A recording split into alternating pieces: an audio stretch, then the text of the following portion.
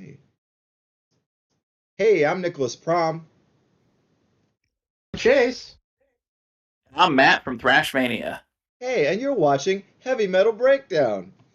Um, Matt is joining us again for his monthly appearance on the show, and we've got a couple of fun albums to talk about. Why don't we get right into that? Chase, would you mind teeing up our first album for review, please? Sure. Up first we have Frozen Soul, No Place of Warmth. Released May 8th on Century Media Records. This Frozen Soul's third full-length release since forming in 2018, and my first real experience with them. And do I even really have to point out that they probably listened to Bolt Thrower at some point in time? Well, I think we're definitely going to get into that. I mean, yeah. Okay. Uh, but yeah, this is like one of these. They're in the special fraternity with oh God. Sanguisugabog, I know what you're thinking. Well, Right? Sanguisugabog? I wasn't quite where I was going with that. I know the singer from Sanguisugabog guest appears on this, and we'll Was get not. into that. Okay. But I was saying they're like these new school death metal bands like Tomb Mold Yeah. that are totally good, but seem to get totally shit on by people. Uh, I checked out their other two albums. I thought they were good, and I thought this was cool too. And like Chase mentioned, yeah, it's a lot like Bolt Thrower. It's like Bolt Thrower meets Entombed, and I'm like, for me, I'm like, if you're a current death metal band and I hear you for the first time and you sound like the early '90s, I'm like, I'm all in. I'm like, I got no problems. So, yeah. But uh,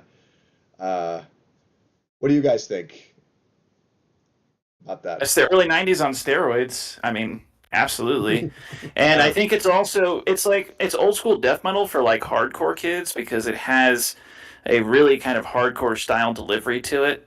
I could Yeah. definitely like see people like kind of hardcore dancing in pits to this kind of stuff because it has a very sort of breakdowny way in the way that it delivers its sound to you. Um, but I think that's a good thing because I think it attracts younger people, which is what we definitely need. Yeah. Um, And I think the hardcore scene is exactly the place to look for fresh blood in the metal scene. And it's just like, look, if we can get away from the windmills and the spin kicks, like I don't have a problem, like uh look, like metal will die without new blood, okay? It just can't be like guys my age and older folding their arms and furrowing their brows. I'm sorry, it's got to be more than that. But yeah, I like this. I mean, it's yeah, I don't mind the bringing in the hardcore elements. I like hardcore. I think that's a neat scene. I just yeah. Um, I guess there's a taste of obituary going on in this too, which also a very hardcore-ish kind of old school death metal band. You know, I um, but yeah, several guest appearances, some little kind of befuddling. I'm like Gerard Way from Gerard Way from My Chemical Romance. That's the first thing I thought. I was like, is there another Gerard Way that I don't know right. that's like in a death metal band? I mean, it was the most melodic song on the album, which is kind of saying a lot. Sure. Um, and I enjoyed it. But I feel like bands like Frozen Soul, like Sanguisugabog, like 200 Stab Wounds, like Undeath, like Gate Creeper, they are the ones that like they form that coalition of like death metal for like younger people. And I think the like kind of the elephant in the room is like that's why they get shit on because Yeah. people our age and older are like, well, this isn't exactly what it sounded like in the 90s. This is made for people younger than me, so I don't like it. It's scary and new. Yeah. And it's like they don't realize, like, dude, we need those. We need young people to keep it all going. Right. Well, and it's you have to think like you had to go like probably in the early '80s. There was like like the arena rock guys, who were like people who were into like metal at the arena level, who were like thrash metal. No, you can't have any punk in there. Like it's the same, Yeah. the same. The old shit is new again. You know what I mean? And I'm not afraid of new elements, especially when it's like it's not like they're bringing in fucking disco or like weird pop shit. It's Yeah. it's still heavy music. Like I'm like, and I, it's like I. Here's the thing, Gerard Way guests on this. I don't know My Chemical Romance. I don't know what emo sounds like. Seriously. Yeah. I really don't. Uh, truth.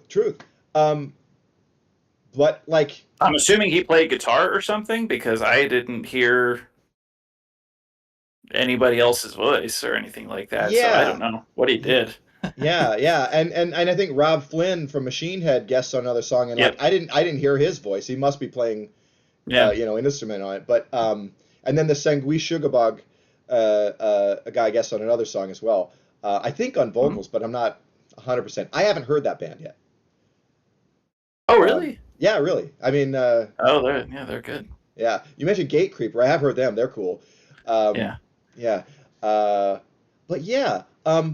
Guys, why don't we talk about some of the songs? I do like these guys are from Texas, and they're bringing this very European old school death metal sound, and they're from like one of the hot states in the Union, right? But like the cold, the ice, Yes. like that's such an Yes. interesting theme to go with, and I think it's really cool, and you can kind of feel it in the music. I'm like, neat. It's like, all right, we're gonna go into the deep freeze, or crying in the walk-in freezer and writing some death metal riffs, right? Oh boy. No? Okay. Uh, I also enjoyed the ice motif. It gave it kind of like it. I mean, the sound also kind of had like a blackened kind of like a sound edge. I say blackened edge to it. The hell does that even mean? But I think you know what I'm getting at there. And is it I the also cold? want to. Is it the Go ahead. cold thing? Is it like an immortal kind of thing? Is that where you're pulling that from, Chase? Oh yeah, sure, totally. Okay. Yeah, it's got that kind of and the drums kind of fed into that in some spots too. Okay. But also I want to point out the production. It's a nice modern slick but not overproduced production, and I always appreciate that. Yeah. It's Um, probably what a Randy Burns production would sound like today. okay. I don't know. Huh. What do you think, Matt? Yeah. I mean, I think Chase hit it right on the head. It's like it's modern. Or I think that's a huge problem with some of the like legacy bands that put stuff out. Yeah. Yeah. Uh, oh, Matt, your audio's cutting out, buddy. Oh, really? Yeah. Yeah. Oh, how about now? It should be Uh okay. Do you want to maybe oh. Okay. do a retread of what you just said? I'm sorry, man. Oh, sorry about that. No, it's okay. I was saying that I think Chase hit it on the head with not being with like sounding modern but not overproduced because I think some of the legacy bands make that mistake of doing like overproduced stuff, and it makes Exactly. it Yeah. sound. It makes it sound. I call it like mid-tempo drudgery, where it just Yeah. sounds like it doesn't go up, it Mm. doesn't go down, it just hangs out in the middle and just doesn't really move you at all. And I feel like this does a good job of like doing that. Yeah. And also, I think you're right there, Matt. And I think a lot of legacy bands, I think, especially in this genre, lean too heavily on Pro Tools for the sake of expediency. Like, okay, we can cut and paste this digitally, but I think we lose some of the feeling. Um, uh, I don't know. Does that make sense? Yeah, absolutely. Okay, It okay. doesn't sound like somebody who's like pissed off like wrote it. You know what I Right. mean? Yeah. Totally get that. Like, That's the uh, best thing doing like underground metal and like new bands is like they're in that phase where they're just like so pissed off that they just gotta write something and just get it out and you know what I mean? Whereas like I feel like the legacy bands are like, all right, we've got a reputation to keep up now, so we better, go get Bob Rock. right. Okay. Or Yeah. There you go. I appreciate that a lot because I think a lot of bands at the demo level or just or Bandcamp level, they're like, yeah, there's an immediacy to it, and it's like, you know what? Maybe there's some mistakes, maybe whatever, but the energy's there and the energy's real, and that comes across way more genuine than like playing it safe again, trying to uphold this reputation because they've been around. Yeah. yeah, definitely. Yeah. Um, but yeah, Frozen Soul, I like this. I don't care that a lot of the old death metal heads are shitting on these guys. And also Tumult are good. I don't care that they didn't look metal Yeah, enough. Tumult are awesome. Yeah, I don't care they didn't look metal enough when they were on the cover of Revolver. Like the music is what matters, guys. You know, Exactly. like but yeah. So yeah, I think this is a cool release. You know, I don't do tons of death metal these days, but man, when it's like this, I'm like, give it to me. So, how about album highlights for you guys? The first song really was the highlight for me. It's the one that stands out. I mean, again, the elephant in the room is that you could literally just take out all of the like song transitions and just say it's all one song, Yeah, and I would believe you. And that's again, that's the knock on something like this. yeah, But the first one did stand out. It's funny as I was listening to this on the way home from work, just to say, oh, okay, which songs do I like the most, so I can say, oh, this song or that song. And then I was kind of like, yeah, except for the first one, these all sound basically the same. And I don't yeah. want to make that a bad thing. It's a good Hmm. thing, but yeah, it does that. That's not what it's there to do. It's not what it's there to do to stand out. It's there to give you the same like beating over and over again. Yeah, and I kind of found myself feeling a similar way, Matt. I was like, oh gosh, I hope these guys have like individual songs. It's like it largely did feel kind of samey. But here's the thing: what these guys are doing is really creating and capturing a vibe, and they're doing it well. And again, it's just like I can't believe people are bitching about this because if you like old school death metal, this is gonna be what you want. Like yeah. Chase, how did you feel? Was it kind of a similar thing for you, or were there like, oh no, this one really stood out for me? I liked what was it? I think Ethereal Tomb. I did that one was kind of neat. Or excuse me, Ethereal Dreams. Ethereal Dreams, Serial yes. Ethereal Dreams. Dreams, Yeah. Skinned by the Wind, as brief and brutal as that was. Yeah, And the closing track, Killing Time Until It's Time to Kill. Like, I I'd love say that those, title. right? Yeah, that's a good one. Yeah, Yeah. I'd say those are probably the ones that incorporate the most, like 2000s, like hardcore, just like that hardcore kind of Mhm. feel to them. I'd say that's where those influences spike, and those yeah, are my favorite songs. yeah. And like, here's Yeah, the that's thing. true. Yeah, the hardcore influence, I welcome it. And like, Power Trip is a band that we like. I think all three of us just like fucking worship, Yeah. right? Okay, and like, Yeah. Oh yeah. and like they are very hardcore influence while not betraying thrash metal at all. And I think it's a nice, Mhm. it's a really great meet in the middle. And I think that is like the like they're sort of like the DRI of today, like in a way to just like yeah, you bringing the scenes together. And I'm like, give me that. And I think blending these scenes is this is the future of heavy music. I mean, and we have to Yeah. embrace it or die.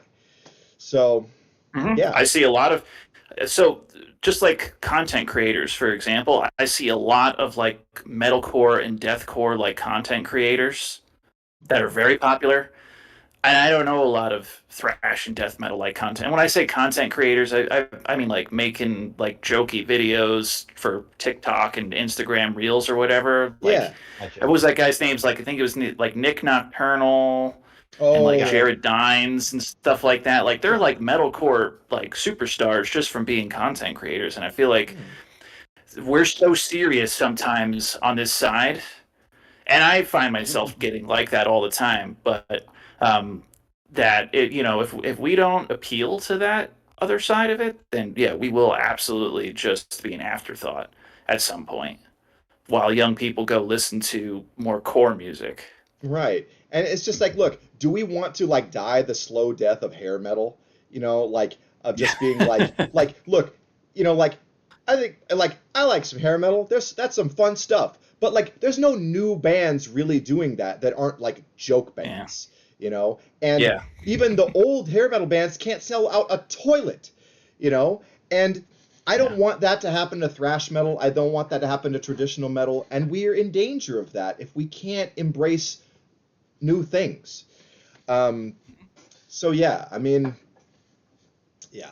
But hey, Frozen Soul, good stuff, guys. Give them a chance, people. Yeah. So I think if we're cool here, why don't we move on to our next album review of Chase's classic album segment, if you wouldn't mind, Chase? Yeah, let's see. We got up next on Chase's classic album, we have Cryptic Slaughter, Speak Your Peace.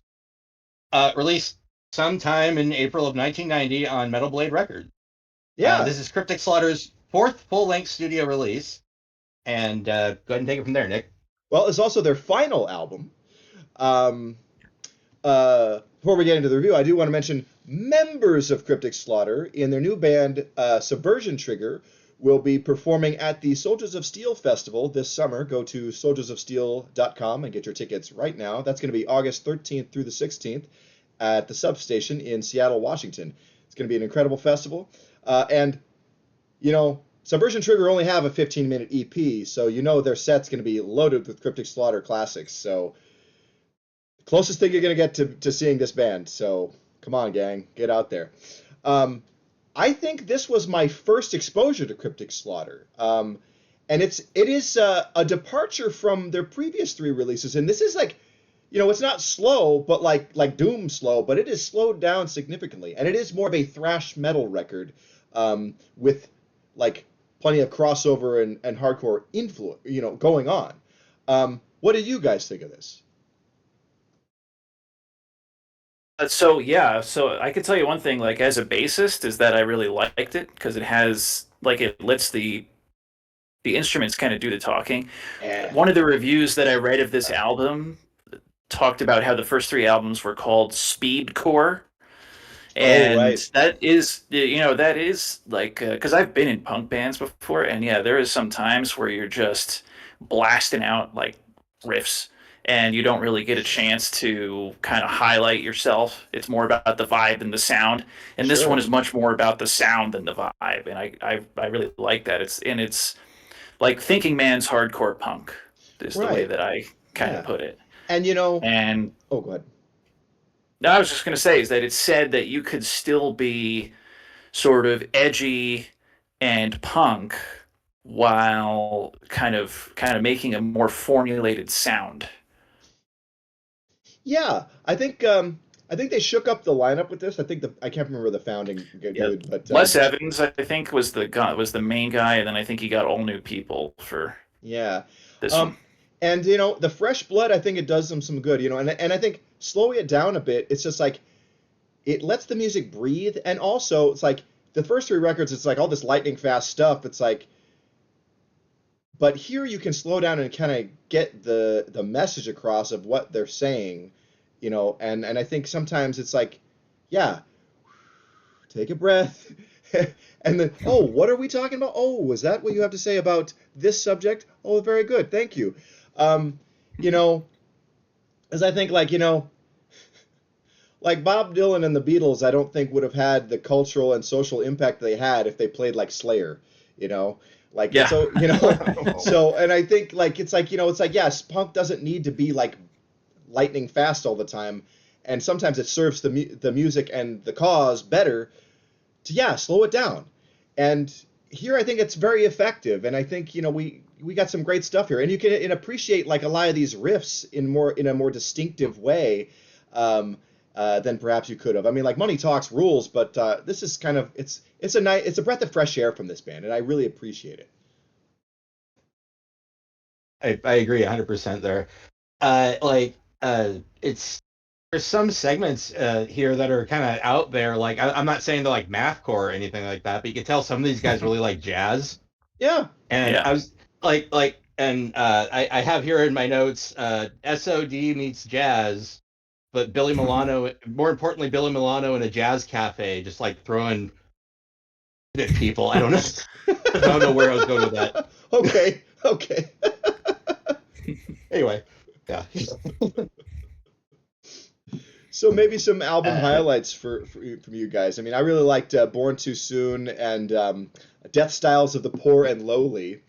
Uh, as a kid of the '80s, of course, I remember Lifestyles of the Rich and Famous, the Yeah. yeah. TV show. By the way, Robin Leach is in the Epstein files, so there's that. Oh, Yeah. Jeez. So boo. yeah. Are you One thing or surprised? another, I Yeah. like that one. Yeah. And Oh, I think Stillborn Again, the second one was good. yeah. That is some cool stuff. Yeah. Yeah. Uh, Stillborn again, Death Styles the poor lowly, and I would like to point out that and Killing Time, and I would like to point out that both albums that we're reviewing this week end in a track called Killing Time. Oh Yeah. yeah, how very interesting. I saw that. Noticed that too. Yeah. What a strange coincidence. Yeah, but yeah, Yeah. there's the fourth and final act from Cryptic Slaughter. Speak Your Piece, and like, yeah, this is solid stuff. Like it a lot. It was a good primer for the '90s. It was, you know what I mean, because Oh, the '90s, like, so Coma of Souls came out in 1990. We're starting to see, Annihilator. What was the one after Alice in Hell that Annihilator put out? Never Neverland. Never Neverland. Yeah, Never Yeah. Neverland. Like Testament was starting to do new things. Slayer was coming out with Seasons of the Abyss or Seasons of the Abyss. Like it was definitely like a good like a prepper for what was to come in the '90s. I think they kind of saw like what we were in for and kind of got ahead of it. Yeah, that's very astute observation, Matt. I like that. And and I've said before, I think like, the peak of the thrash metal genre, both like creatively, artistically, and commercially is kind of like 89 to 91, and here we are, right in the middle of that. So it's a shame that the Cryptic Slaughter didn't carry on after that. It would have been interesting to see what the next record would have been.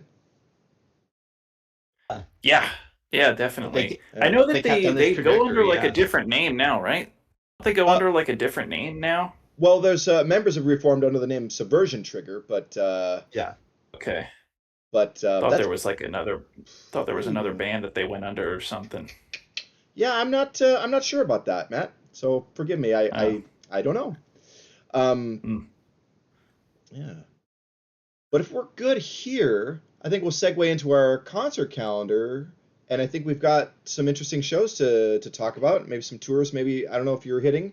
But let's see. We've got coming up here in Portland. What is going on with my thing here? Sorry, guys.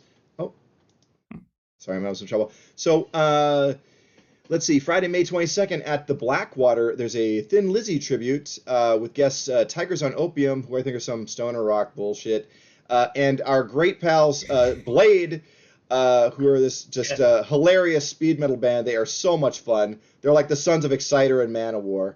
Just great. That's cool. And that'll be really fun. And they wear like spiked shoulder pads like the Road Warrior wrestlers. Oh, nice. Yeah, they're really fun. Really great. And like Exciter, the drummer is also the vocalist. My pal Mishak. They are a great heavy metal band. And then let's see. Down in Bend, Oregon, at the Silver Moon Brewing, we've got a big death metal show with Damage Overdose, Decayed Existence, and Back from Death. That is also Friday, May 22nd, but that's like a couple hours away from us. But I guess they have a scene down in Bend. And these are all cool bands. Back from Death are a really entertaining death metal band. They are, I can't believe to say it, but they're actually fun. They're a hoot to see. Their frontman Tate is a really he's a real character and really makes a great show. But yeah, let's see. And then of course, let's see, May 26th here at the Roseland Theater, Death Clock. Watch your cartoons and have some death metal with Gene Hoglan on drums. Ooh. Matt, what do you think about this act? I mean, you said Gene Hoglan, and I was immediately perked up. Yeah. Just because, I mean, yeah, I mean, that was I was always a big fan of that show. Right? What were they? They were on that TV show, right? Yeah, Metalocalypse, and it was a fun show. Metalocalypse. Yeah, it was a fun show. It's like that's anything that makes metal fun. Like I'm always all for. Yes, thank you. Okay. I am in this for fun, and I really appreciate you saying that, Matt. This is supposed to be a good time. Yeah. I mean, I enjoy being like a stuffy elitist sometimes, but I mean, it's not always.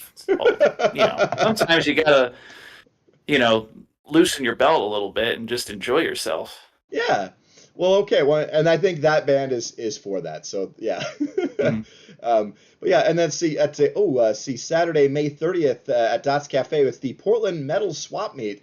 This is a like kind of event that happens every 2 or 3 months here in Portland. It's really fun. Lots of vendors. Great place to get shirts and posters and records, tapes, all that shit. It's a fun event put together by Dylan Laviolette of Head Split Records, who's a friend of ours and a friend of the show. Neat thing that he puts together. Unfortunately, I have to miss this one. I'll be working, but folks in Portland, please get out to that. That is always a fun time, a fun gathering of pals. Let's see. Chase, what's the date for that Archspire tour? Is it like June 4th, 5th? Yeah, June 4th, 5th? 5th. Yeah, at the Roseland Theater, Archspire, and some bands whose logos I can't read. But get your tech, death, etc. on for that. That is an increasing That's a good problem. sign if you can't read them. Yeah, that's the sign of death. Good death metal. You can't read that logo. Yeah. But yeah, is this tour hitting anywhere near you, Matt? Are you going to that? I don't think so. Not the biggest Archspire fan. Yeah, I don't really know them. I think Chase is going to this, but that's cool. That's cool. And then what's that? June 16th at the Hawthorne Theater, Death Angel will be performing Act 3 in its entirety with support from Violence, fellow Bay Area thrashers, and Insight. That should be a good time. I think Chase and I are going to be at that. And then let's see. At the High Watermark here on Friday, June 26th, another great show that I unfortunately have to miss. Speed metal greats Solicitor with Gravedigger and Soul Grinder are going to be playing. That is going to be a great night of speed and thrash metal. Ugh, I am so bummed I'm going to miss that. But Chase is finally going to see Solicitor, and that's good. So good. A couple of awesome bands there. Let's see. And then, I want to remind everybody to check out the Soldiers of Steel Festival this August, 13th through the 16th in Seattle, Washington. Headliners will include Sanctuary, Liege Lord, Sacred Blade, Hell Witch, Saint, and the Accused AD. It's going to be a dozen and a half other great bands such as Skeletor, Tower Hill, Adamantis, and Sauron, and Leather Bitch. Loads more. Get out and do that. That's going to be rad. I think that's going to be the show. Matt, thank you so much for joining us. Will you please remind folks where they can find you on the interwebs? Yeah. Thrash Mania is on TikTok for all the young people listening to their Frozen Soul albums. Instagram, Facebook, and YouTube. Okay. Excellent. Yeah, check out Matt's content. He puts out great stuff. And for the short attention span folks out there, it's perfect. It's short form content, but very informative. Lots of great band and album recommendations. Highly recommended. Chase, got a sign off for us? Thanks for watching Heavy Metal Breakdown. Like, comment, subscribe, and remember, Born, we are the same. Within the silence, indifference be thy name. Okay. All right. Yeah. Thanks for watching, everybody. Good night.